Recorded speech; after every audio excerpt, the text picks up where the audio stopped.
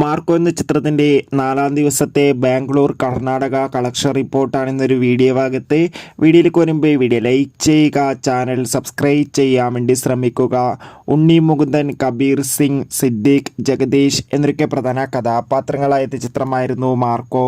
ചിത്രത്തിന് ഇപ്പോഴും നല്ല മികച്ച പോസിറ്റീവ് റെസ്പോൺസ് തന്നെയാണ് പുറത്തുവന്നുകൊണ്ടിരിക്കുന്നത്. അതുകൊണ്ട് തന്നെ എല്ലാ സിനിമാ പ്രേമികളും ഒരേപോലെയാണ് മാർക്കോ എന്ന ചിത്രത്തിൻ്റെ ഓരോ ദിവസത്തെയും ഓരോ കളക്ഷൻ റിപ്പോർട്ടും അറിയാൻ വേണ്ടി കാത്തിരിക്കുന്നത്.